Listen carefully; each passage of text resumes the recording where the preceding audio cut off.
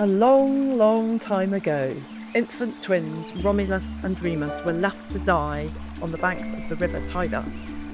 They were rescued and suckled by a she-wolf, then discovered and raised by a shepherd.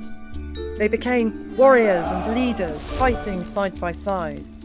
And eventually they decided to found a new city, but this was their undoing. Or at least it was Remus's undoing, because in a dispute about the city boundaries, Romulus killed his brother Remus.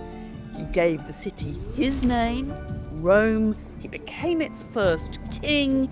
He ruled for many years, and he established many of its institutions and expanded its territory.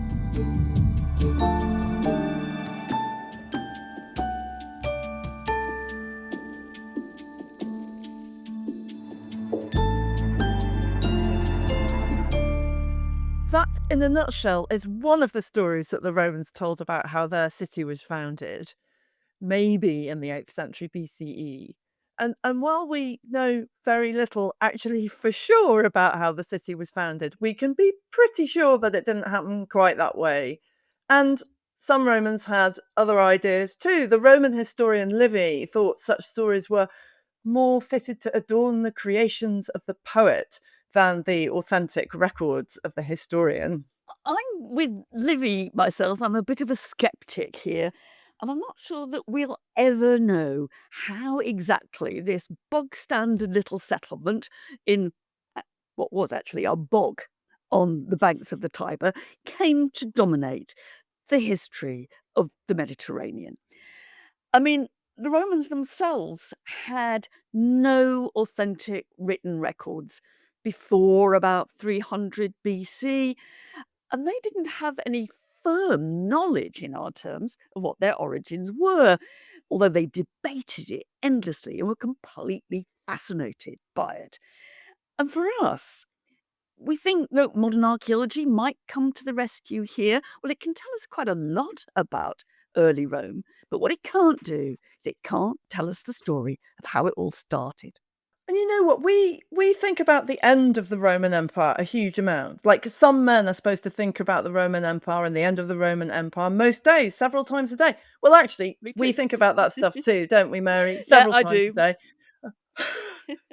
But the origins, the beginnings of of Rome and its empire are just as sort of mysterious and interesting, maybe more interesting than its fall. Because even though we know very little firm fact, the myths and the stories that the Romans told about their origins are actually incredibly revealing and tell us so much about the way the Romans thought about themselves and thought about their place in the world. So I think origin myths are always interesting. They're always worth looking at. They contain so much about the people who are telling them, why they're telling them, what point are they proving? And what we've just said about Romulus and Remus, well, that's not half of it. I mean, for a start, there are all kinds of variants on their story. I mean, the one I like most is the idea that actually Romulus didn't kill Remus, really, and Remus lived happily to a right old age. But not many Romans, I think, thought that. But that was in the ether. And it, there are all kinds of backstories to Romulus and Remus. I mean, you've got these little twins about to be got rid of. Well, why? Well, it's because they got a mother who had a wicked uncle who thought that the mother's kids would become powerful and depose him, which of course they did, but it's a kind of classic wicked uncle story. Yeah, and the whole idea of the abandoned little children being suckled by some kind of animal, that's also a very recognizable story from folklore and fairy tale, and it crops up in other myths, in Greek myths. So, you know, there's a kind of folkloric pattern going on there. Meanwhile, from stage right, we've got a completely different story about how Rome started. And that takes us back to the Trojan War, the war between the Greeks and the Trojans. And one Trojan hero flees his defeated city. He's called Aeneas, and he flees westward and he fetches up eventually in Italy. And even if he doesn't found Rome itself, he founds the race of Romans in Italy. And that's a story that Virgil tells in his great poem, the Aeneid, written in the first century BC, telling of that foundation of the whole people of Rome. And that's not even the last of it, because also in this poem, The Aeneid by Virgil, uh, when Aeneas arrives in Italy and in what will become the future site of Rome, there's already somebody there. And he is also part of the foundation myth of Rome. So some guy called Evander, who is also from elsewhere, who is an exile from Arcadia in Greece, he is knocking around what will become the future site of Rome and kind of gives Aeneas a kind of rather extraordinary little guide round what will become, the Capitoline Hill and other parts of Rome, which would have been recognizable in turn very much so to Virgil's audience. So, there are these competing stories of Rome's origins, none of which quite line up. And they all have something in common, I think, Mary. Well, there's two things that leap out to me from all these stories. First of all, somehow, whenever you think you found the origins of Rome, there's always somebody there before you. Sort of that Rome has always been there somehow, and you peel back the layers, and oh, you think Aeneas has got there first? No, it's Evander, etc., etc. So I think there's that kind of infinite regress of the origins of Rome, and I think that's very important. But also, the thing that is really, really striking is that all these stories that we've just told, they're all about people coming from elsewhere. Rome is not founded by people who come from the territory of Rome. They're sort of always outsiders.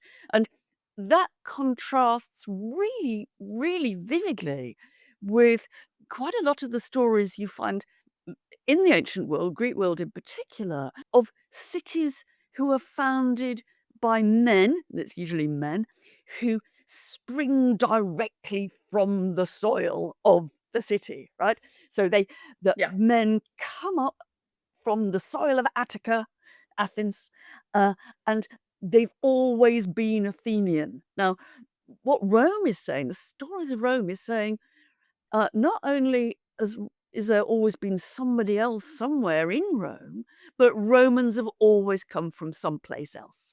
And it's a Yeah. very marked a bit of that mythology. Yeah, I think we're going to find that that becomes a super important vision of Rome's sort of self-identity. Like, it's not like Thebes, it's not like Athens, where people came from there. People have always come from elsewhere, and you can't ever really find the beginning.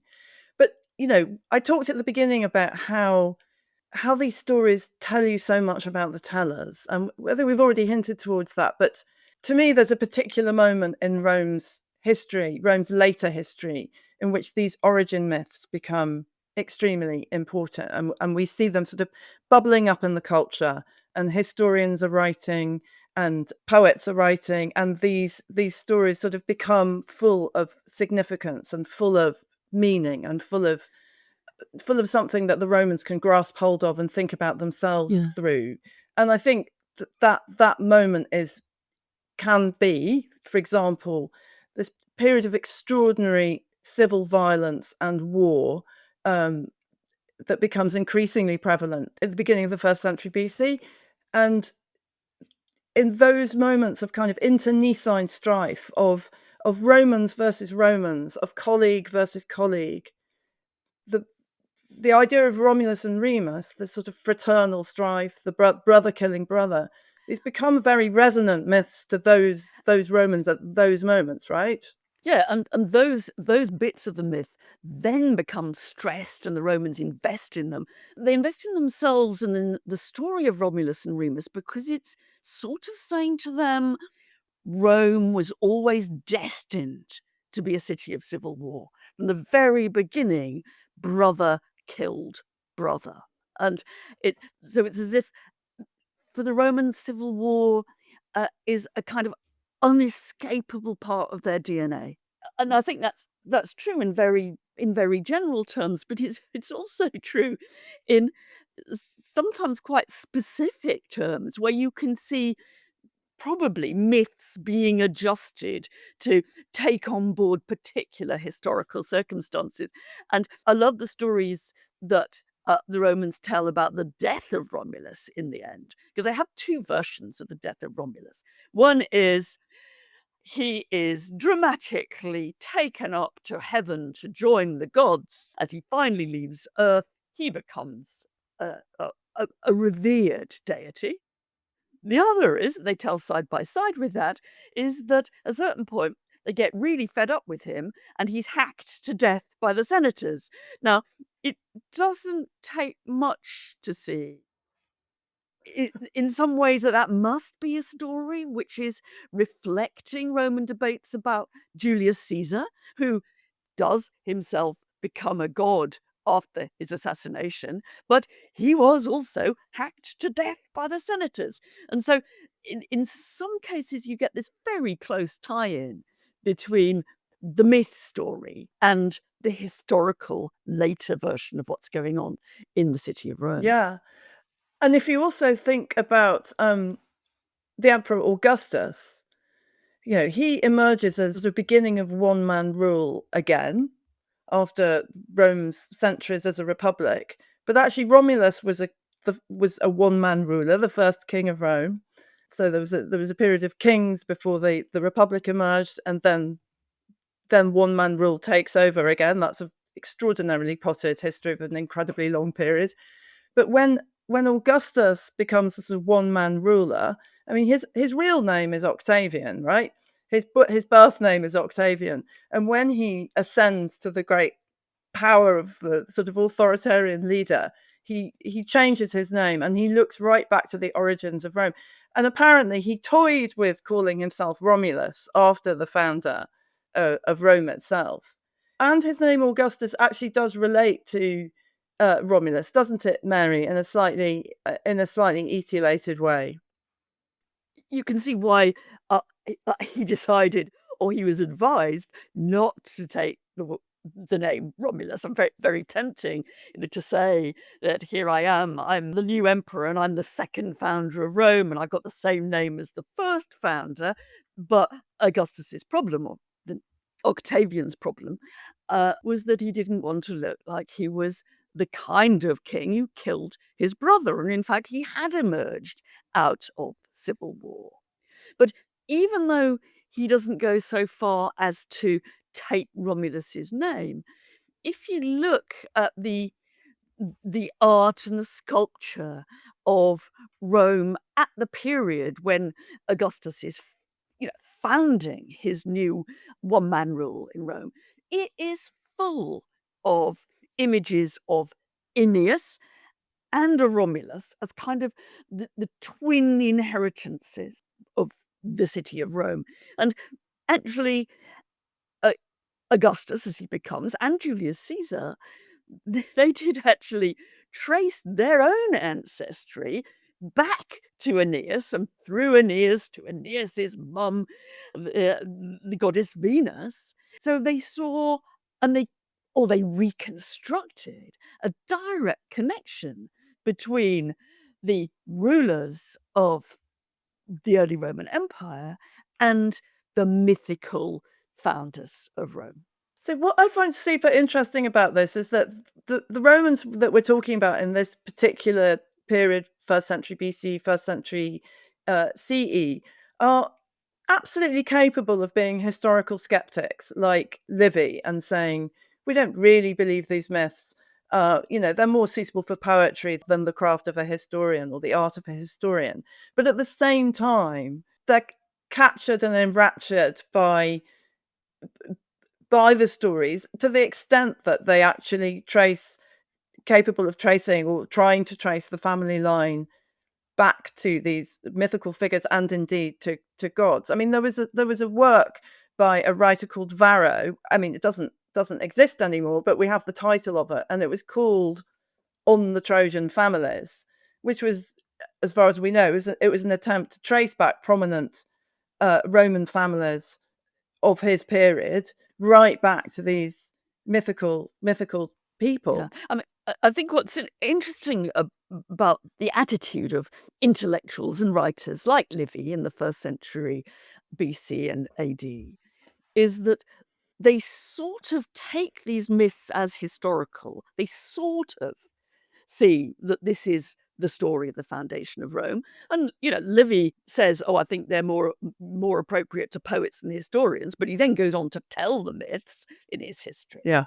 But they're not, they interrogate them and they sometimes rationalize them. And one great rationalization goes back to the story of Romulus and Remus and being found by the she-wolf who suckles them and then taken in by a shepherd family. And some of these writers are saying, what's the Latin word for wolf? Well, it's lupa, right? And they say, well, what else does lupa mean in Latin? Well, actually, it means prostitute.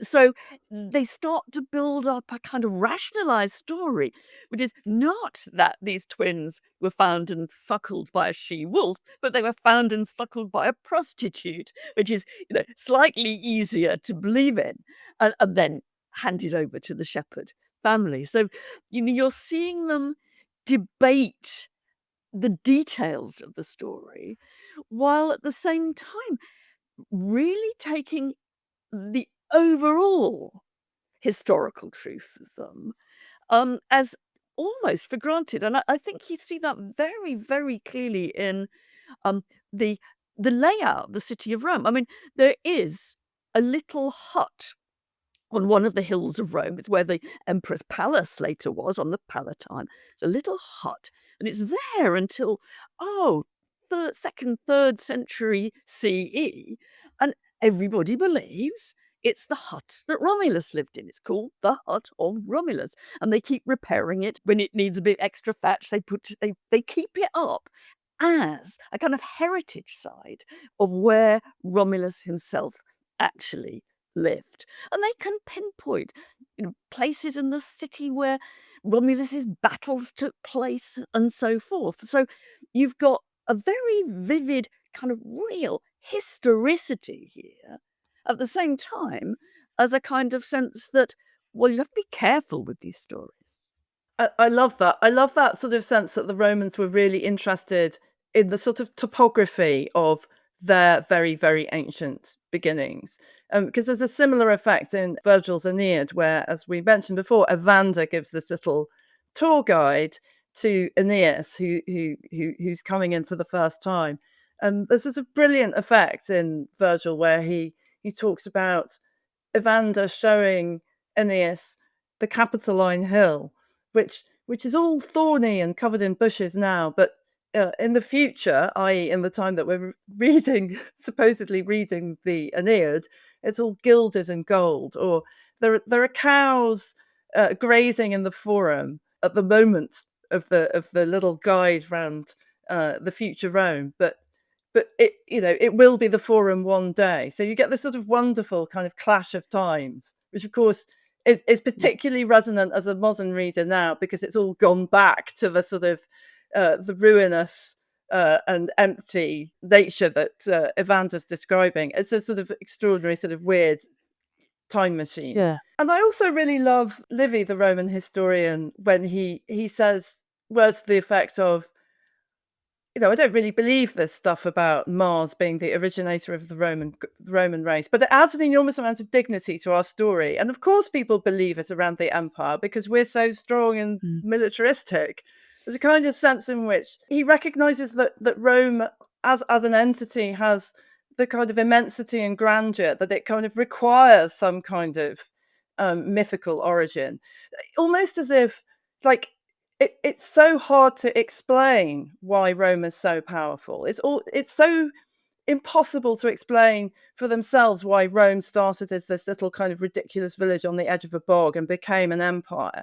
That it has to have some kind of divine or mythical underpinning, because it's really difficult to explain otherwise. And we find it difficult to explain. I think the other thing that would surprise us if we were to do a bit of time travel back to, let's say, Rome in the 1st century BCE, and what would we find these guys talking about at dinner parties, these posh Romans? What would we find them writing about? What's the kind of what sort of intellectual questions did they have? Well, actually, one of the really big questions that were preoccupying people in the middle of the first century BC was, when was Rome founded exactly? What was the date, the very date when Romulus established the city and, in most accounts, killed Remus?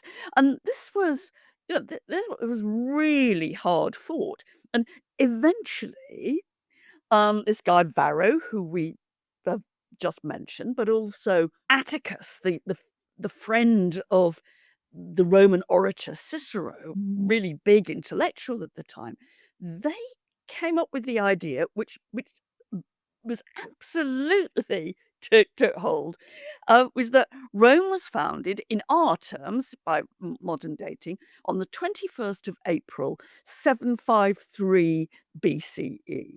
Now, what I think is amazing is that we might sort of joke about uh, the uh, the spurious specifics of all this, but you go to Rome today on the 21st of April, you'll find that every year the foundation of the city of Rome is still being celebrated on April the 21st. I remember at school the figure 753 BC being chalked up on the blackboard as the foundation date for the for Rome. So, you know, I think not even as the traditional foundation date, but as that was the year. Yeah, yeah. And we've got these two first century BCE intellectuals, Varro and Atticus, to thank for that date. And they would be, I tell you, they would be so pleased to discover. They would be delighted, and yeah, probably weirdly unsurprised in their, in their arrogance, bless them. Can we just sort of wheel back to at the beginning? We were a little bit dismissive about the possibility of archaeology giving us all the answers, and sort of how difficult it is to line up the myths and the stories with anything tangible that's actually in the soil in Rome, and any the product of archaeological excavation, any kind of ruins or fragments of evidence.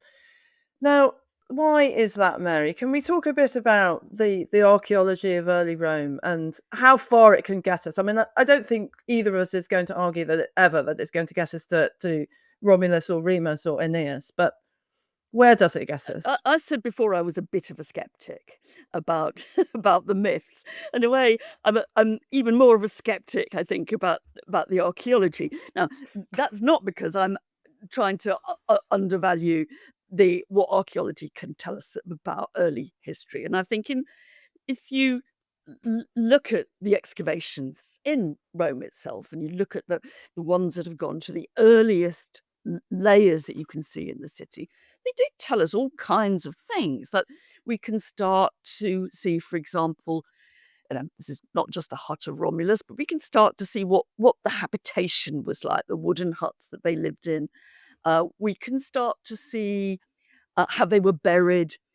We can start to see the kind of contacts these very early inhabitants had with the outside world. I mean, one of the graves that this has been excavated, going back to one of the earliest levels of the city of Rome, contains amber, right? And you can see there is they're part of a world of trade and exchange and so forth. And find that all absolutely fascinating.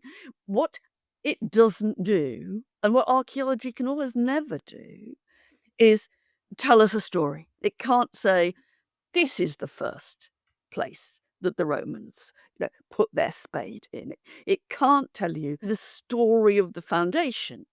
And I think in the case of Rome, it's a bit worse than that. And because we have these very strong myths, particularly about Romulus.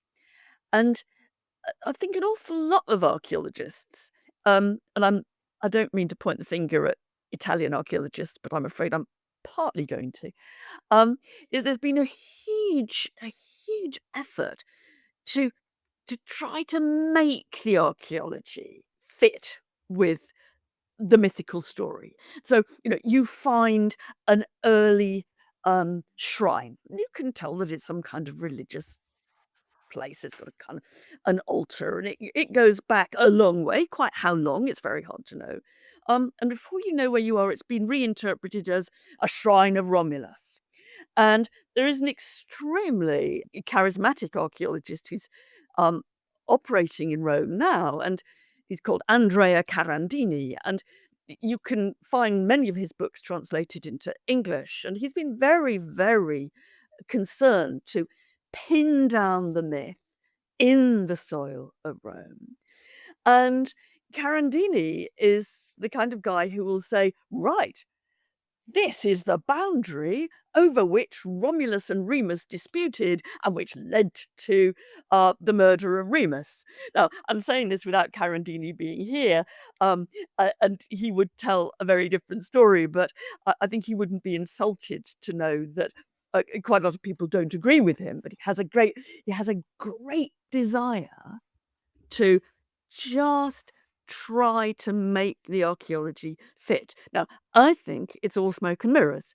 I think that as soon as you say, I want to make the archaeology fit with what I find in the soil, of course you can do it. The earliest level is always dated to the 8th century BC because that's when Rome was founded, wasn't it? I think in some ways the archaeology, we've got to a point where the archaeology is not being really used for what it's most interesting, but it's used to kind of become another version of the myth, and that's my Yeah. problem. Of course, Yeah.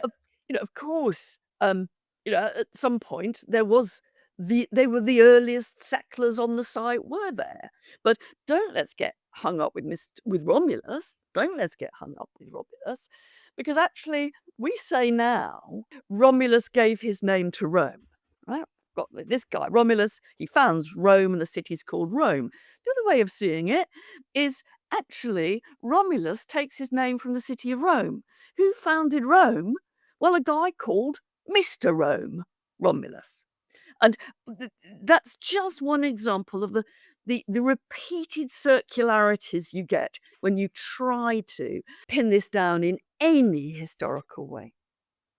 Yeah, and I think there's a secondary wave effect through the media actually when I mean I've noticed a few headlines when there's been archaeological work supposedly identifying a shrine to Romulus, a much later than the supposed Romulus of the 8th century BCE, but a later Roman shrine to Romulus that sometimes in the headlines gets identified as archaeologists have discovered Yeah.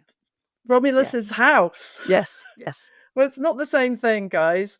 So there can be these sort of flurries of excitement, so that the archaeological work, even however far one may sort of agree with that research, that then has a sort of another life, which is Yeah. even more kind of, which becomes genuinely quite fanciful in the hands of my dear colleagues, the headline writers. Sometimes.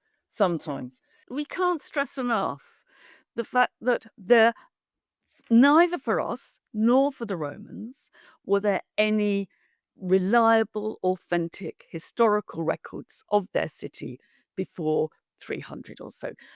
What they have is they have their stories, and we try to add to that with the archaeology, but they're all in the same kind of feedback loop. Yeah. And to me, it's just so interesting that these Romans of the sort of late Republic, early Empire that we've been talking about, they are mystified by how they began. They are kind of looking at those myths and sometimes trying to rationalize those myths, and at the same time connecting themselves to those myths personally. It's a completely fascinating mixture, I think. And I think that's why we don't junk the story of Romulus and Remus, Mary. I think that we may not believe the story of Romulus and Remus, but it doesn't mean that we just sort of kick it out as a piece of ridiculous No, folklore. I, I mean, we treasure it because it's fascinating. and it's much, in some ways, for me, it's much more important than just is it right or is it not right about the origins of Rome? What it's really important for is how the Romans think about themselves and what it is saying about the way they project their own values and conflicts back into their early history. And I think if there's one thing that for me marks the Romans out and that matches the mythical stories. It is that sense that the Romans see themselves as incorporating people from the outside. I mean, Romulus at the very beginning of his city he hasn't got enough citizens. So, he gets up and he says, Rome is an asylum seekers come here. And the the history of Rome is constantly marked by that sense that Rome is always incorporating people from outside, making them citizens. And you can, if you like, you can fast forward kind of almost a millennium from the notional foundation of Rome in 753, and you find the Emperor Caracalla in 212 CE issuing an edict which says every free inhabitant of the Roman Empire is now a Roman citizen, bona fide citizen. Now, in some ways, that's the sort of that's the final moment. That's the final episode in this history of Rome, which starts notionally in saying, come to Rome, you can be welcomed here, you can be a citizen here. Now, that's not to say, of course, that Rome wasn't also a brutal conqueror. It sure was. But there is this sense that they're sucking people in rather than keeping them out. Yeah. So this idea that the foundation myths of Rome somehow tell you that Roman is something that you become. Roman is something that you can become. And nobody is from here. Mary, I think that's a really great place to leave this episode. But I want to say to you, dear listeners, please do get in touch with us if you would like to make a comment or make a suggestion or just say hi. And you can do that on our email, which is instantclassicspod@gmail.com, or contact us on our social media @instantclassicspod.